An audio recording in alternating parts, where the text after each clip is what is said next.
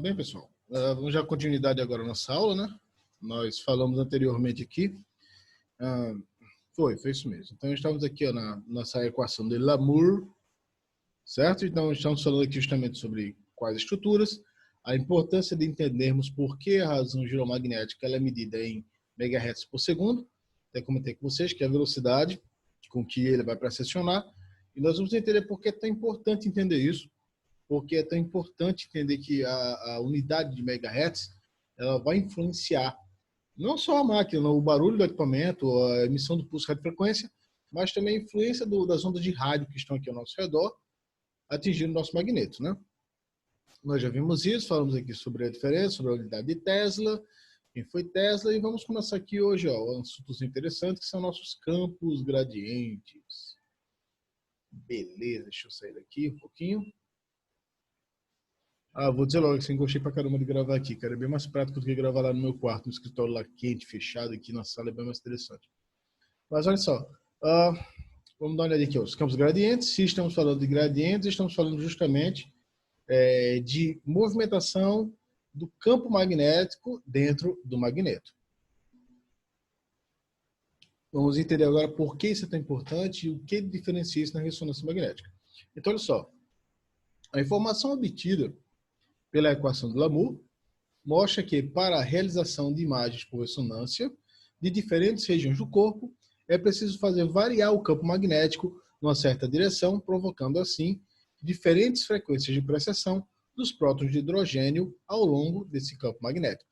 Então, começamos a falar sobre uma coisa interessante, que é justamente uma das grandes vantagens da ressonância magnética, que eu acredito que eu comentei com vocês antes, que a tomografia computadorizada faz o plano de aquisição dele em um plano axial. É sempre axial.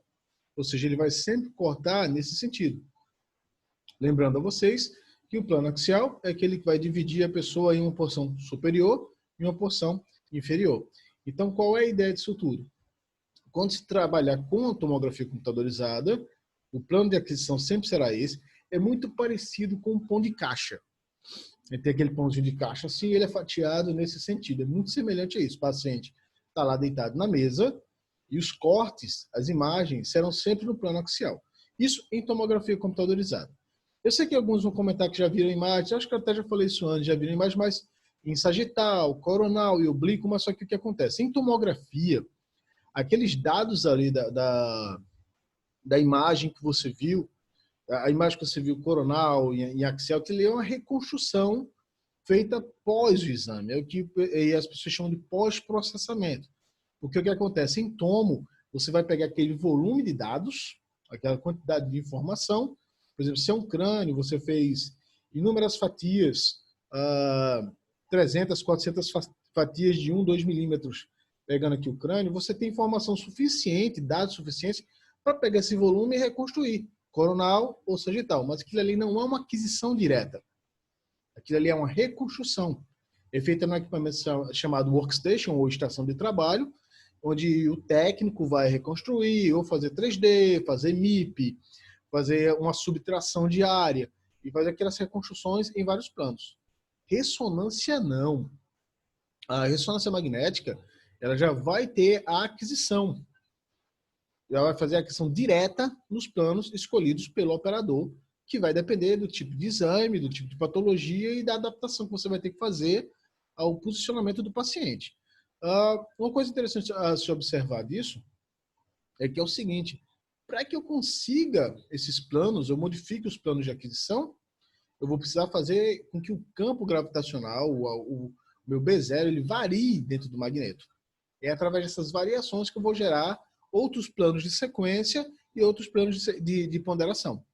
O interessante é observar que uma das grandes vantagens da tomografia computadorizada sobre a ressonância é justamente essa questão da tomografia computadorizada fazer imagens bem fininhas, finas mesmo, 0,5 milímetros por 0,5 milímetros. Ou seja, quanto maior a quantidade de dados em tomografia, maior será o diagnóstico, maior será a precisão, maior tudo. Ressonância não. Ressonância tem esse problema. A ressonância em si, ela não... As sequências são grossas, são imagens grossas, nós vamos entender futuramente por que a maioria das sequências de ressonância são imagens grossas. Existem pulsos e sequências de pulsos próprias para fazer aquisições volumétricas, que são semelhantes à tomografia. Mas isso é uma sequência de uso, o exame inteiro em si não é.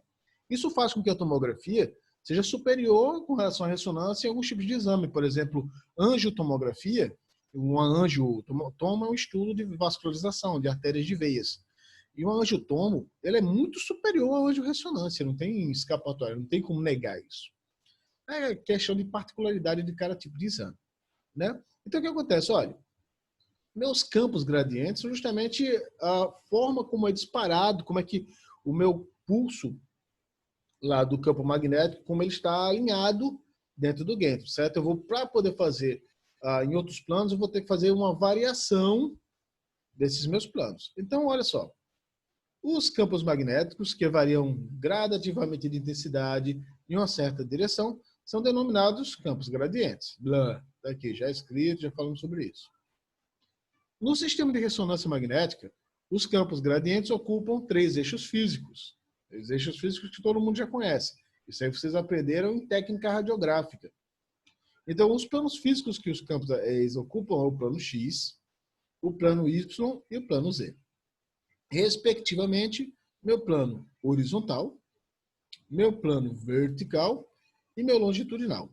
E servem para selecionar o plano e a espessura de corte e codificar espacialmente os sinais provenientes do paciente. Ou seja, mais uma vez, se eu quero fazer, por exemplo, uma sequência STIR, que é uma sequência própria para osso, em um plano sagital, ou seja, nesse sentido, os cortes fiquem nesse sentido, eu vou ter que fazer com que esses meus planos, os meus campos gradientes variem em outras direções dentro do meu magneto. Então, olha, entenda melhor. Estou até cobrindo aqui o melhor.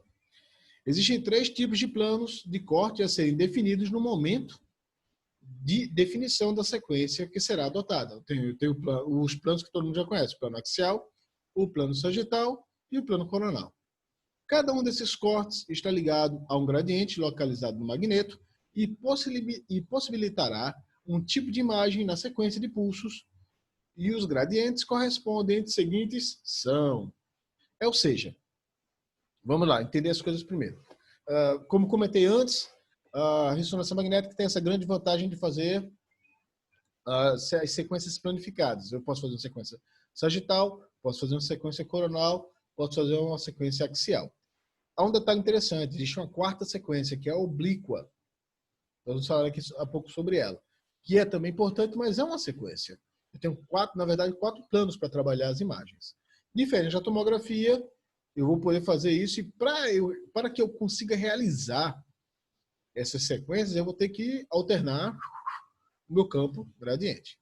Então, eu tenho aqui, olha, meu plano gradiente Z é o meu plano horizontal, é o transverso ou axial. Eu diria até uma coisa interessante. É o plano principal da ressonância. É o plano Z, onde o fluxo corre, o campo tem maior estabilidade, tem maior influência sobre os átomos de hidrogênio. O plano Z, ou plano axial e transverso, são planos de seção paralelos aos planos cranial e podal e vão dividir o corpo horizontalmente, ou seja, é aquele tradicional corte axial, que nós comentamos aqui agora há pouco, que é o corte igualzinho da tomografia computadorizada. Vou fatiar nesse sentido. Eu acredito que vocês já estudaram TRC, vocês vão lembrar que nós temos a linha interpupilar, nós temos a linha interlabial, são linhas de referências. Então, se você seguir, é a mesma coisa do plano axial. Eu vou realizar exames, não interessa a ponderação, T1, STI, gradiente, densidade de prótons, não interessa, não importa, mas todas as minhas imagens vão sempre sair no plano axial. Isso é justamente responsável pelo gradiente Z. Temos o gradiente X, que está aqui, plano sagital, que é a tradicional coisa que a gente aprende. O plano sagital é aquele que divide o corpo humano em um lado direito e um lado esquerdo. Beleza. Então, o que acontece? São planos de seção paralelos aos planos laterais que dividem o corpo em uma metade direita e esquerda. O cortezinho sagital, tá aqui, sequenciazinha. Isso aqui tem um detalhe interessante, isso é um sagital mediano. Mas isso não impede que, por exemplo, se você vai fazer um exame da mão, eu faço cortes sagitais, não necessariamente no plano mediano. Ela não precisa seguir exatamente o plano mediano, ela pode seguir desde o plano do dedinho, que, por sinal, olha, um dos piores exames a serem realizados em ressonância magnética é aqui, ó, polegar. Muito pequenininho, estrutura pequena, pouca quantidade de átomos de hidrogênio e necessários cortes muito finos, porque todo polegar é pequenininho. Mas o gradiente X vai ser justamente o gradiente responsável pelas imagens. Mais uma vez, não interessa a ponderação, não interessa que tipo de ponderação que você vai usar, e vamos fazer os cortezinhos aqui no plano sagital. E nós temos também nosso gradiente Y, que é aqui, ó, gradiente Y, ele é responsável pelo plano coronal. São planos de seção paralelos aos planos ventral e dorsal, que dividem o corpo de forma a separar em um plano ventral e dorsal ou um plano anterior e posterior. Eu gosto mais de utilizar essa denominação, essa nomenclatura de anterior e posterior, porque o aluno, ou o operador, ou o técnico, não interessa, ele relaciona logo isso à técnica radiográfica. Isso aí é um assunto que se aprende no comecinho lá, né? Então, o que acontece? Olha só, nós temos aqui o magneto, uma representação esquemática do magneto, entendeu? Está aqui, ó, bonitão, ó. E qual é a função e qual é a necessidade de variar esses campos magnéticos? É que é o seguinte, ó, o fluxo, existe um fluxo do campo, deixa eu até sair aqui, existe um fluxo do campo, esse mesmo campo é o meu B0, esse meu B0 é justamente que é responsável por alinhar meus átomos de hidrogênio, é o meu B0 também que é responsável por deixar meus átomos de hidrogênio em estado de precessão, é o meu B0 que vai dar a velocidade de giro de precessão, tudo isso eu estou falando de B0. E eu preciso, para criar uma aquisição em vários planos, planificar o meu campo magnético. Então, quais são os equipamentos responsáveis pela planificação? São os meus gradientes. No caso, eu tenho 3 gradientes, o meu gradiente X, o meu gradiente Y e o meu gradiente Z. Então, o que vai acontecer? Ó, nós temos aqui a direção de fluxo, gradiente Z e o gradiente, meu gradiente X, onde ele atinge, meu gradiente Y, está aqui, meu gradiente Z, que ele vai seguir aqui ao longo do eixo do magneto. Então é interessante observar isso. Olha, apesar da direção de um gradiente, seu campo magnético sempre será direcionado seguindo o fluxo. O campo gradiente, quando você começa o exame, ele vai estar sempre alinhado com o gradiente Z, e é a partir do Z que ele vai criar os outros planos. E está aqui, ó. Aqui eu tenho uma representação, outra representação, um pacientezinho, ó, deitado lá dentro do magneto, bem posicionado. E eu tenho aqui a influência das bobinas, ó. Minha bobina Y, certo? Claro que isso é outro tipo de bobina, mas é um gradiente responsável pelas bobinas. Então aqui, ó, essa bobina de gradiente Y, nós temos a bobina de gradiente Z e a bobina de gradiente X. E, olha só, para que serve isso tudo? Temos aqui, ó, a imagenzinha, vou até sair do lugar aqui, que acho que eu atrapalho muito mais do que ajuda essa imagem minha. Mas olha só, nós temos aqui, ó, isso aqui é o meu plano de sequência de um exame. No caso aqui é uma mama, né? Nós temos uma mama, a rotina de mama. Então, o que é que vai acontecer? Isso aqui é o procedimento comum utilizado por qualquer operador para a realização do exame. Então, vou dar uma lidazinha aqui. Olha. Observe que cada sequência possui seu plano, sua ponderação e seu tempo necessário para a sua aquisição. Ou seja, eu tenho aqui um exemplozinho, uma sequência axial T2, STI, e uma sequência sagital T1, bilateral, uma sequência sagital STI, bilateral. Então, o que é que eu vou entender sobre isso? Primeira coisa, está aqui explicando o meu plano. Eu tenho um plano axial, ou seja, as imagens vão ser feitas em um plano axial, aquele planozinho assim, ó, superior e inferior. Em que ponderação? Em uma ponderação T2 STI, com saturação de gordura, certo? E se eu vou utilizar o plano axial, qual é o gradiente que está relacionado ao meu plano axial? Aqui, ó, meu plano. Deixa eu me sair. Eita, aqui eu fiz bagunça aqui. Mas o meu gradiente, se eu vou trabalhar, se eu vou usar a máquina lá para fazer planos, fazer sequências no plano axial, o gradiente que vai ser empregado lá, o gradiente que vai estar funcionando no equipamento, é meu gradiente Z. Então, o gradiente Z vai ser ativo, vai funcionar para gerar as imagens. Aqui eu tenho o meu plano, a minha ponderação, certo? E tem aqui ó, o tempo de aquisição, um tempo, por sinal, muito longo, 4 minutos e 34 segundos de aquisição. O paciente tem que ficar paradinho lá. Para completar esse meu plano axial T2, o paciente tem que estar lá paradinho, 4 minutos quietinho, até gerar todas as imagens, leva muito tempo. E Vamos aqui, continuando aqui, olha. Os campos gradientes são responsáveis por variar o fluxo para podermos mudar os planos de aquisição durante o exame. Então, eu tenho aqui meu plano axial. Logo em sequência, quando acabaria esse plano aqui, ó, ele entraria no meu plano sagital T1. Então, eu tenho aqui ó, o tipo de planificação, é o meu sagital. Se eu vou utilizar o eixo sagital, qual é o meu gradiente? Aqui, gradiente X. Então, nessa hora, o gradiente que estaria ativo, o gradiente que estaria influenciando, fazendo variar meu campo magnético dentro do magneto, o meu gradiente X. Na ponderação T1, o tempo necessário para a aquisição dessa sequência será de 2 minutos e 40 segundos, já é um tempo mais rápido, tempo mais curto, já mais confortável para o paciente. Dando sequência a isso, mais uma vez seria um outro plano sagital, só que agora a ponderação será um STIR bilateral, ou seja, vai pegar as duas mamas, já que é o exame de mama, no plano sagital, mama direita e mama esquerda, mais uma vez, meu gradiente utilizado será meu gradiente X, que ele é o responsável pelo meu plano sagital, e o tempo de aquisição será de quê? 5 minutos e 28 segundos. Então, o que é para se entender sobre isso? É que é o seguinte, para que eu possa fazer, olha, isso aqui é uma rotina de mama. Então, todo exame de ressonância, ele tem essas características. A primeira característica do exame de ressonância é esse aqui, ó, o triplane. Isso aqui é um localizador. Eu terei uma imagem em 3 planos, eu vou mostrar mais futuramente para vocês uma imagem legal disso, e uma imagem em 3 planos, ou seja, uma imagem que vai ser feita sagital, uma imagem coronal e uma imagem axial, daquela área de estudo, e eu vou utilizar o triplane para planejar. É a mesma coisa de um scout em tomografia computadorizada.